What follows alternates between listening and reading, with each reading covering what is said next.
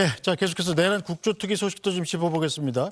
먼저 이 특위 활동 기한이 일주일 정도 남았는데 보름을 더 연장해달라는 안건이 야당 주도로 통과가 됐더군요. 네. 자 여당에서는 수사에 영향을 주려고 하는 것 아니냐 이렇게 공격을 하고 나섰어요. 실제로 수사에 영향이 있을까요?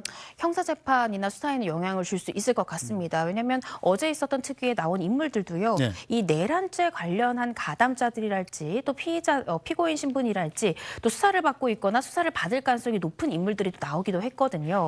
따라서 이 청문회 자리에서 이 관련자들이 했던 진술들 내용들이 모두 다 영상이나 증거로 남는 것이기 때문에 이후 있을 재판 단계 때 이들이 증인으로 나왔을 때는 이 청문회 때 했던 진술에 어느 정도 얽매일 수밖에 없는 효과가 있습니다. 네. 만약에 이때 이 청문회 자리에서 했던 이 진술들과 또 향후 재판 단계에 있을 때 어떤 증언과 다를 경우에 수사기관의 공격을 받을 수 있는 부분이거든요. 따라서 앞으로 보름 동안 이어질 이 기간 동안 아마도 이 내란 관련해서 주요 증인들을 부를 것 같은데 이때 나온 청문회 진술, 앞으로 있을 형사 재판에도 굉장히 중요한 쟁점이 될 수 있고 앞으로 있을 수사에도 저는 영향을 충분히 줄 수 있다고 생각이 듭니다. 네, 어제 청문회에 출석한 사람들 중에는 출석한 인원들 중에는 이 최상목 권한대행 그리고 한덕수 국무총리한테 시선이 집중됐는데 이 대통령이 누구를 통해서 전해줬다는 이 쪽지에 대해서 굉장히 관심이 있었습니다. 이 두 사람의 발언 먼저 들어보겠습니다. 윤석열이 상무가라고 부르면서 이거 참고해 이렇게 말했습니까? 기획재정부 장관이라고 부르셨고요. 그 자리에서 그 옆에서 누군가가 저한테 그 참고 자료라고 전달했습니다. 그때 제가 내용을 위에 딱 보니까 개헌과 관련된 문건으로 인지를 했습니다. 그래서 우리는 뭐 이건 무시하기로 했으니까 덮어놓자 무시하자고 하고 좀 보질 않았습니다. 내용을요. 네. 상식적으로 이해가 안 가죠. 만약에 안 봤다면은 솔직히 직무유기죠. 그 당시에는 상당히 저한테는 초현실적인 상황이었고요. 저 비상계엄이 선포되는 당시에는 제가 전혀 인지를 하지 못했고요. 해제 국무회의를 마치고 네. 그리고 사무실로 출근을 해서 예. 제 그 양복 뒷주머니에 있는 것을 알았습니다. 네, 이 최상목 당시 경제부 총리가 건네받았던 문건 잠깐 보여주실까요? 자, 보면 처음부터 끝까지 읽는데 한 10초 걸리겠습니까? 네. 그런데 그건 최상목 권한대행이 저걸 읽지 않았다고 주장을 한단 말입니다. 이건 왜 이러는 걸까요? 이것을 만약에 읽었다라고 한다면 또 내란 혐의에 가담했다라는 또 중요 증거가 될 수도 있고요. 또 이것을 읽고 그 다음에 행동했던 것들이 이 내란에 가담한 행위로 또 해석될 수 있는 여지가 있습니다. 네. 그래서 그 쪽지 내용 자체를 난 인지할 수가 없었다라고 말을 하는 것이 이후에 있는 행동에 대해서도 어떤 내란에서 파생한 행동이 아니라고 부인할 수 있는 충분한 근거가 될 수 있거든요. 따라서 쪽지 부분에 대해서는 나는 보지 않았다라는 이 선택지를 선택한 것 같은데 최상목 권한대행은 윤석열 대통령의 주장 내용과는 달리 이 쪽지를 윤석열 대통령이 참고하라라고 분명히 이야기했고 옆에 있던 실무진이 이 쪽지를 줬다라고 얘기를 하고 있습니다. 네. 그 말의 뜻은 결국 윤석열 대통령이 줬다라는 것인데 현직 대통령이 준 쪽지를 이 짧은 쪽지를 그 자리에서 보지 않고 확인하지 않는다는 것은 어떻게 생각하면 이것도 항명이 아닌가라는 생각이 저도 들기도 하는데요.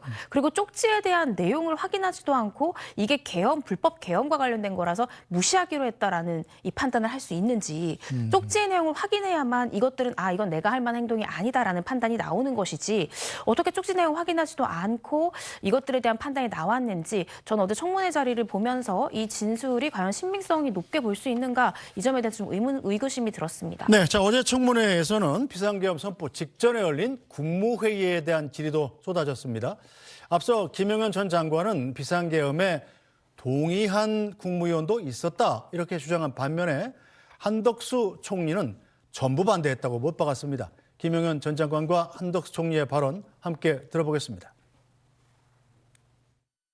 국무회의는 짧게 했지만 그 전에 제가 아까 말씀드린 대로 20시 30분경부터 국무위원들이 순차적으로 들어오기 시작해서 들어올 때마다 그때는 같이 모여서 정족수가 안 된 상태니까 안 됐더라도 심의를 했습니다. 네. 들어오는 대로. 하여튼 동의한 사람이 있었습니까?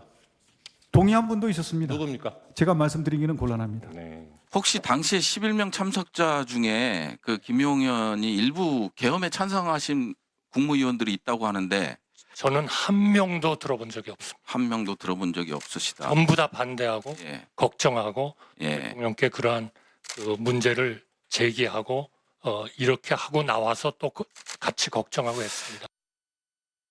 네, 자 김용현 전 국방장관이나 한덕수 총리나 똑같이 국무위원인데 왜 이렇게 서로 다를까요, 말이? 그러니까요. 저도 이걸 보면서 어떻게 같은 상황에 대해서 이렇게도 다른 이야기를 하나, 결국 누구의 말을 신빙할 수 있는가의 문제로 결국 귀결된다라고 생각이 드는데요. 김용현 전 장관 같은 경우에는 이 국무회의 당시에 탄핵에 또 동의하는 사람은 있었다라는 것이고, 한덕수 총리는 그런 사람 한 명도 없었다라는 것입니다. 이게 문제가 의사록이 남아있지 않아서 이 각각의 의사가 어떻게 표명됐는지 확인할 수 없다는 점을 노리는 것이 아닌가 싶습니다. 네. 이게 정확히 누구는 동의를 했고 누구는 이 부인했다라는 것이 어떤 이 정식의 문건으로 정리가 되어 있다라고 하면 이 양자 참석자들의 진술이 상반될 이유가 전혀 없는데, 이 문건 자체가 없다라는 점을 어쩌면 김용현 전 장관이 알기 때문에 이 부분에 있어서 동의 여부에 대해서 조금 달리 진술할 가능성도 있지 않을까라는 생각을 했는데요. 이 부분이 어떤 부분이 사실일지는 향후 이제 수사나 재판으로 한번 가려봐야 될 것 같습니다. 알겠습니다. 자, 탄핵 심판 변론 기일은 앞으로 2번 더 있습니다. 2월 11일이 한 번 더 있고 2월 13일이 2번 더 있는데, 자, 헌재가 추가로 변론기일을 지정할 가능성도 있을까요? 저는 있을 것 같습니다. 특히 이제 8차 변론기일이죠. 그때 조성현 대령이 네. 직권으로 이제 헌재에서 신청한 증인입니다. 직권으로 한 이유가 아무래도 이진우 전 사령관으로부터 직접적인 지시상을 하달받은 부하 직원이 조성현 단장이기 때문인데요. 재판부에서는 이렇듯 현재 계속 진행되고 있는 증인들의 증언을 들어보고 그 증언이 불충분하거나 그 증언 내용에 대해서 증언을 거부한 부분을 확인하고 싶을 때는 또 직권으로 이 증인을 채택해서 증인 신문을 할 수 있는 가능성도 있고요. 또 마지막에 마무리해서 법리적인 쟁점을 다툴 수 있는 기일도 잡을 수 있다는 점에서 저는 추가적으로 최소 2, 3회 이상은 이 기일이 잡힐 가능성이 있지 않을까 싶습니다. 알겠습니다. 자, 오늘 말씀 여기까지 듣겠습니다. 이고은 변호사, 잘 들었습니다.